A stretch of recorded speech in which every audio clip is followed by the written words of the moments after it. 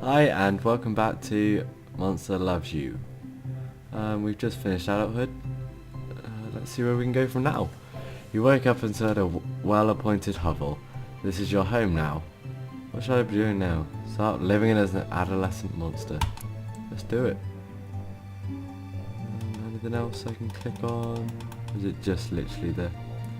Yeah. Enter the big bad world. Adventure in town? What's this do? Oh, that's just how to go back. Adventure in town. Clouds?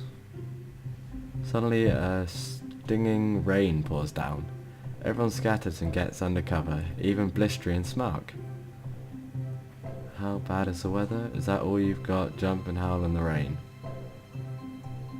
Run under cover with them. Cleverness. While the rain pours down, you cuddle with Blistery and Smark under the bleachers. Play a game. It's raining. You take turns opening your mouth to falling rain, trying to suck up all the drops. Unfortunately, you choke and spit a mouthful of water at Smark. Do it again. Blistery spits water on you. Smark splashes a puddle at both of you, and you all spend the rest of the storm making your own fun in the pooling water. Oh, that wasn't very... You sniff the air. Sniff, sniff. Okay. Could that be frosting? Blotz greets you and Nash Gnash with a fluffy pink cake. Nash Gnash says, Blotz says, he stole this from a human child. How do you three share it? Sorry.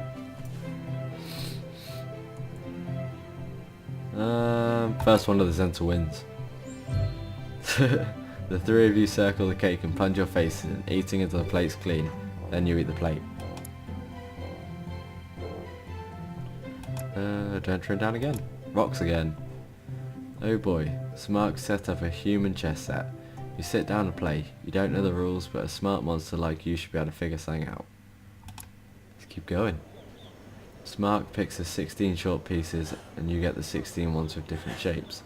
He makes one of his short guys kick over your horsey.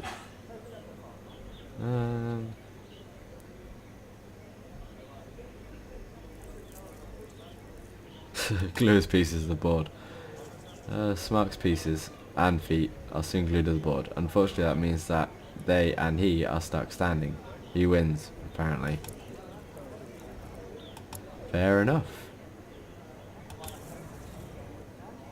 Nash Gnash is picking on the tiny Blistery. She gets knocked down every time she gets up. Nash Gnash asks if you want to help. I would rather fight you, Nash Gnash. Frosty plus 15. Without even a thanks, Blistery runs away, leaving you and Nash Gnash to tussle in the street. Do you push the attack? Yeah, let's beat him up a bit more. Teach him who's boss. Nash Gnash is savage, but she's tired herself out and you're full of energy. You beat Nash Gnash to a pulp. Nash Gnash pants. I'm impressive. Okay. Keep going. Let's go for this one. You and Gobclaws are playing Toss the Kitten. You're winning 2-1 when crash. You miss. Whoops. And the kitten shatters Hamrag's window. Run for it! You both run, but Hamrag spots you. He bursts out of his house and bounds after you, causing the ground to quake at his footsteps. Hide. You and Gobclaws duck under one of the artifacts, something called a beach umbrella. Hamrag runs around for a while longer and gets tired and goes inside to resume his nap. Okay. Let's go for that one. You find Blistery crouched in the forest petting a rather furry spider. It doesn't look too good. In fact, it's not moving at all.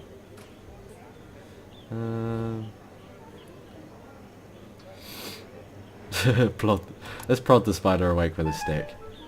You poke it with a big stick, then a smaller stick, then your own claw, but it still doesn't move. As you and Blistery walk away, you could swear you hear it say, Rosebud.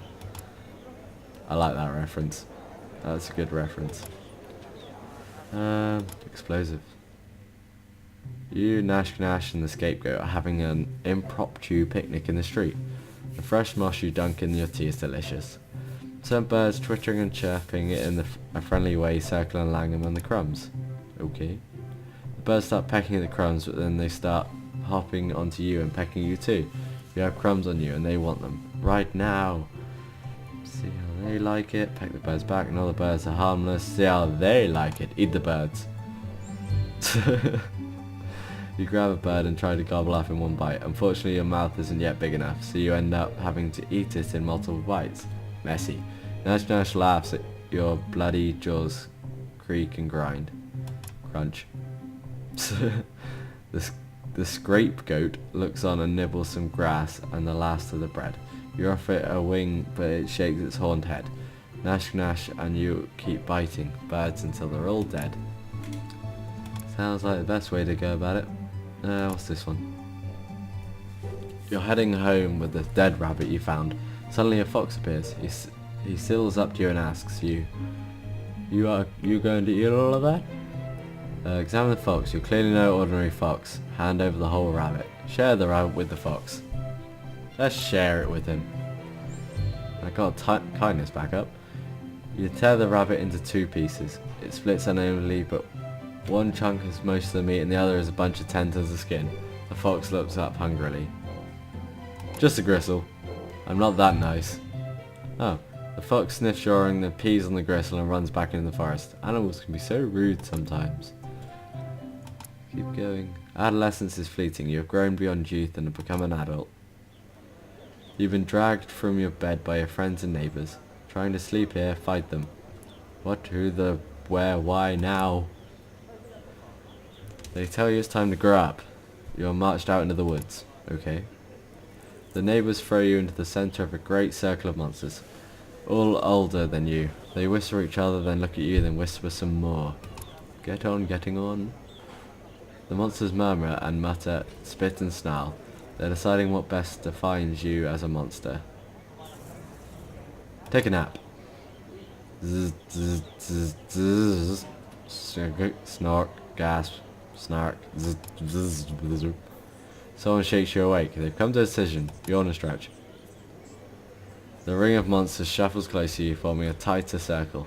Elders loom over you, while the smaller adults crouch low.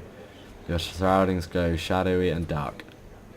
Wait, what's happening? What do they want from you now? Wait, what's happening? This is the end of your adolescence. Your body becomes tougher, and other grown-up monsters become more likely to listen when you speak. The ring of the monsters shuffles close to you, forming a tighter circle. Elders loom over you while the smaller adults crouch low. Your surroundings grow shadowy and dark. What do they want from you now? You see concern in some of their faces, but very little respect. So what, does a monster need respect to grow up? Let's do that one.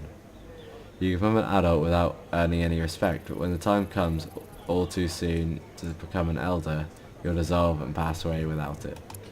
Okay. Let's let them assign us something. It is immediately clear that the crowd that you are very kind for a monster. So nice of them to think so. You are sent in the goat pit to groom the scapegoat. The goat is unusually unruly and angry today. That's scapegoat, not scapegoat. Oops. Make the goat submit to your hygienic practices. Let the goat freak out and calmly groom it. Requires kindness.